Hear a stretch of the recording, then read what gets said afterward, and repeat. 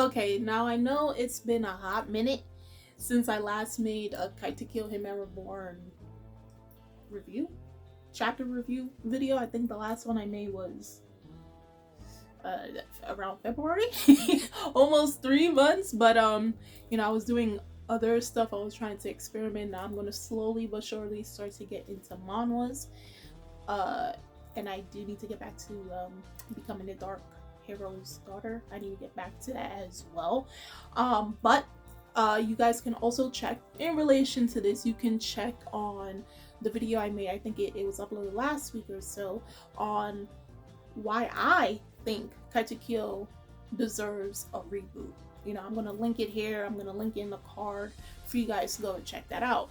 But other than that, this video is going to be focusing on Ryohei Sasagawa and Dr. Shamal. Just so you know, Dr. Shamal's character is kind of interesting due to his relationship with Reborn and Gokudera. Now, for anyone that has originally already read this series or has watched the anime or done both, he doesn't show up after the Vari arc. He's probably mentioned, and that's it. Okay, but his character is actually very interesting, again, in terms of the relationship that he has with Reborn. And with Reborn's character, of course, you don't get much information about him really until later in the series. And then of course with Gokudera and his whole dynamic family and all that stuff, all that other background stuff, but that's for a later time. So we're going to start with both chapters 14 and 15. We're going to start with Ryohei.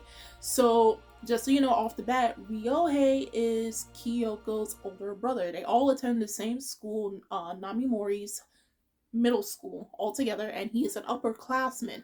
So the chapter does start off with Suna thinking, oh man, I'm gonna be late for school, but what can I do? And of course, Reborn, he shoots him in the forehead. Just a reminder, aka FYI, that I'm just going to focus on the important characters that were introduced in the daily life arc, and then once I'm done, going straight into the Kyoko Lands arc, because there's no point of doing every single chapter, only the chapter that has important characters that were introduced.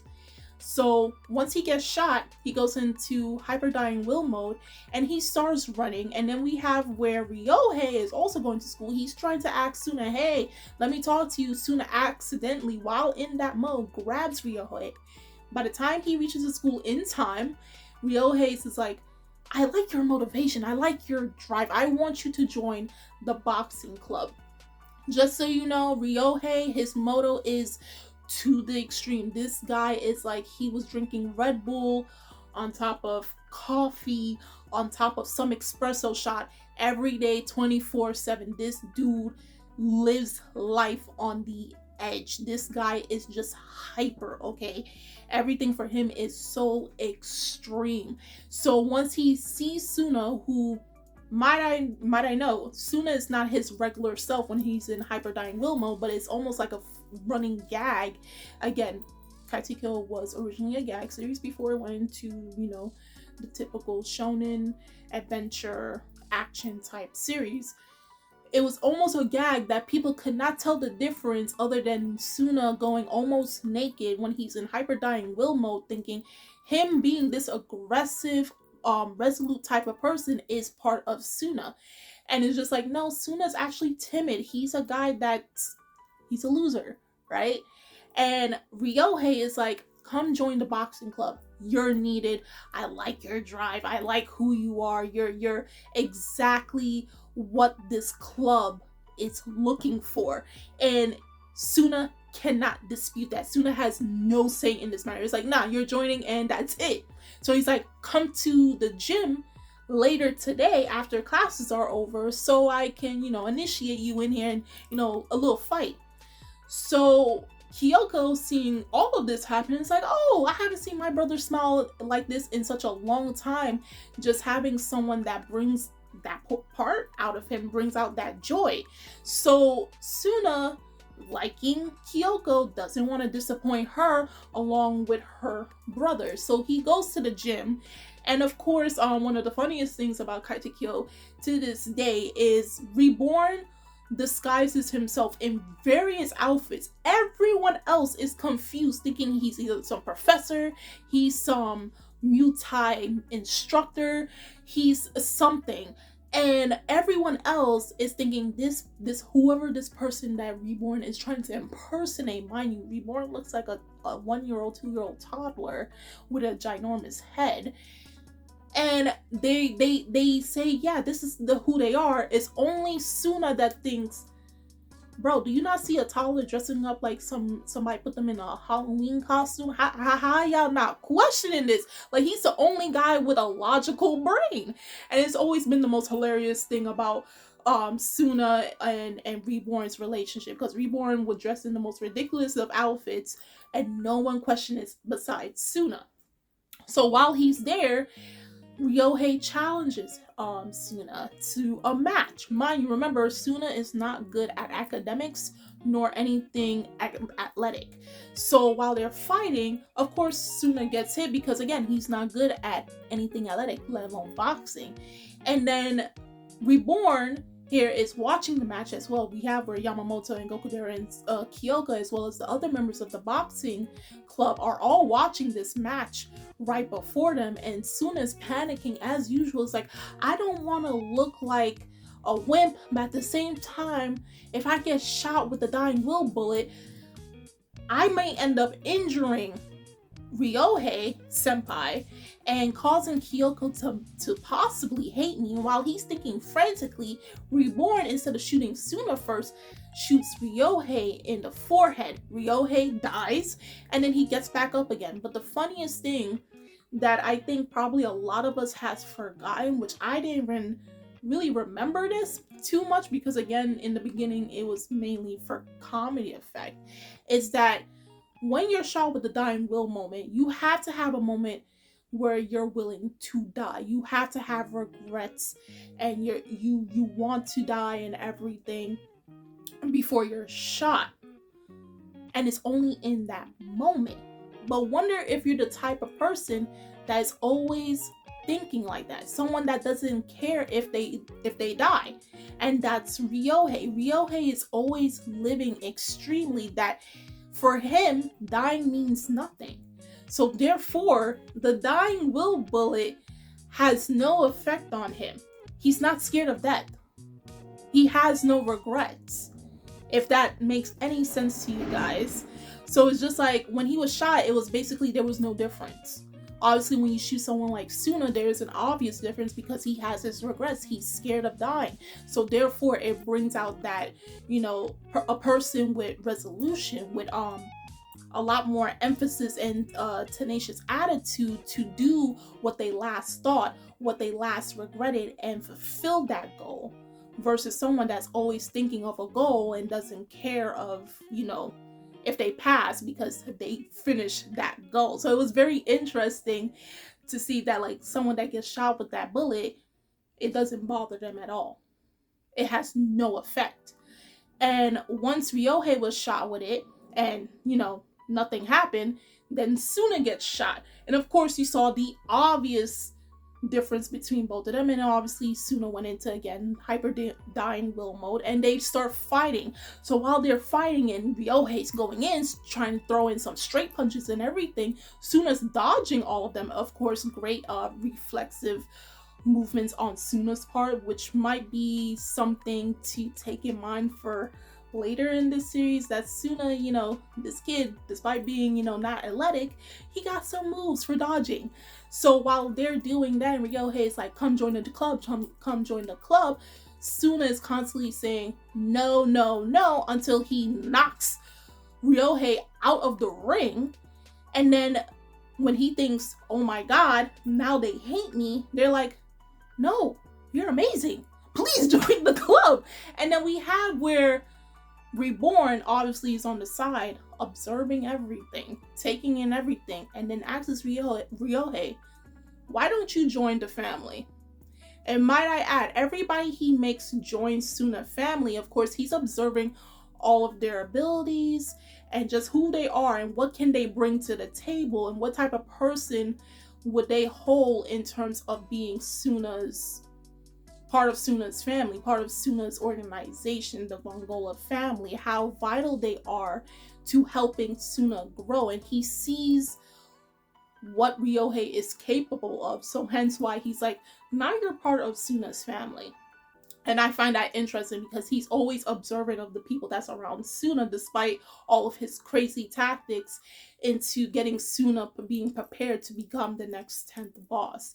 Now we move on to chapter 15 with the introduction of Dr. Shamal. Now I might add, Dr. Shamal might rub us off. Like at first when we probably were kids or teenagers and we were reading this, again, it's funny, it's in the daily life arc, but he might rub off kind of wrong, kind of bad, leave a bad taste in our mouth. And when I reread him, I'm like, this dude is weird. Like, he loves women a little too much. This guy is, it doesn't matter if you're a woman, if you have a female genitalia, it doesn't matter if you're a woman in her 50s or you're a 14, 15-year-old girl, he's going after you. And I'm like, okay. But he is very proficient in his professionalism as a doctor in the mafia world.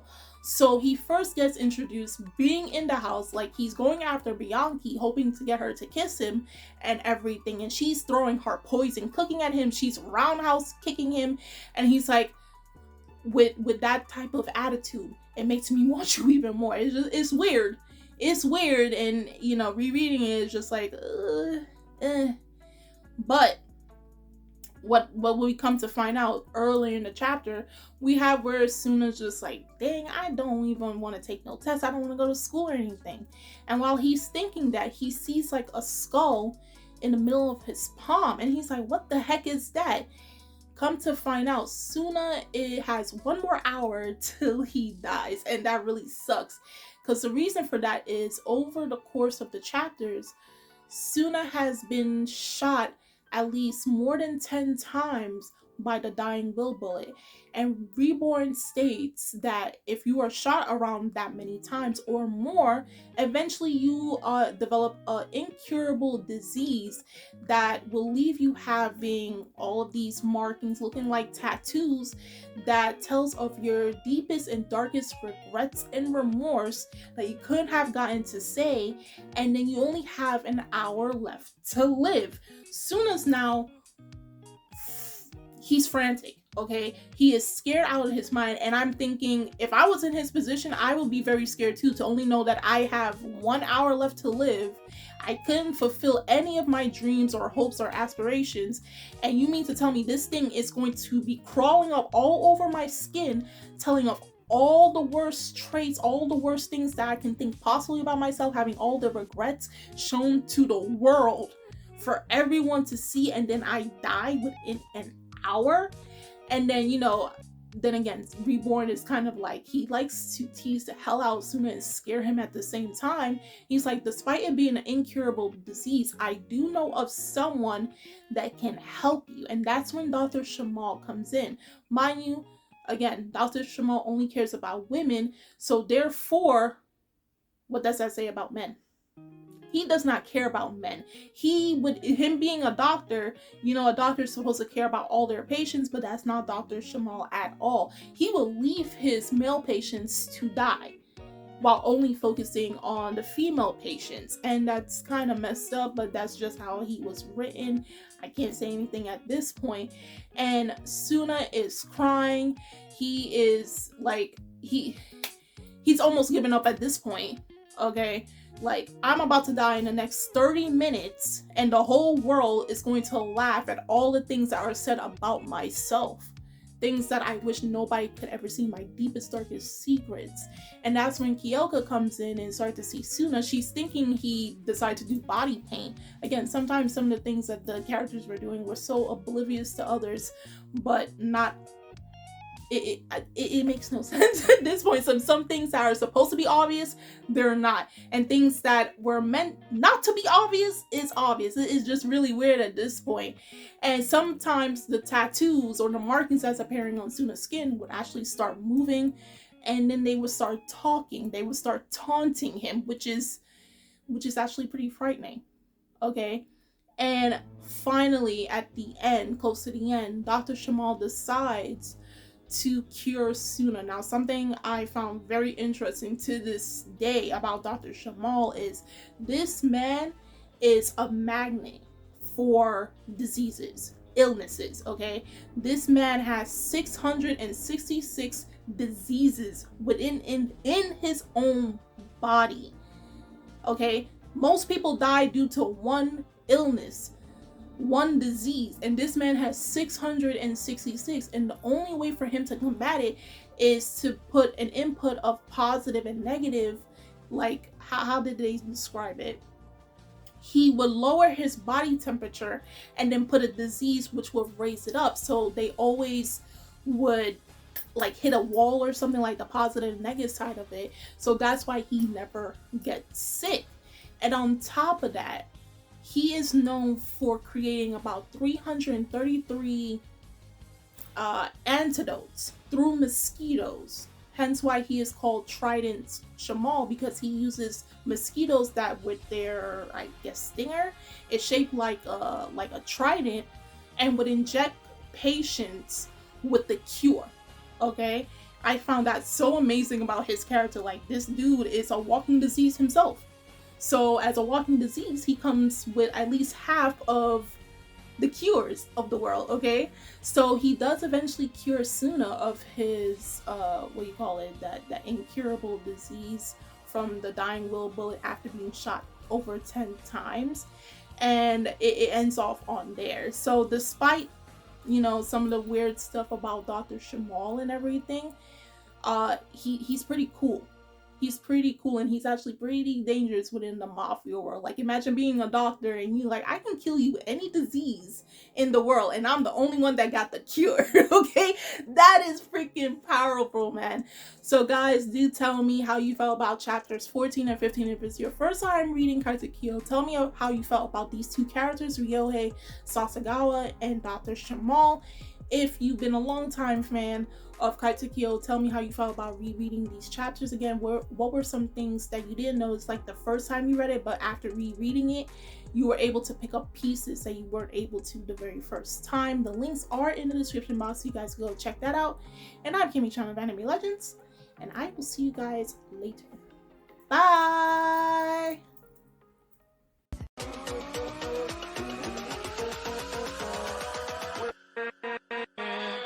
With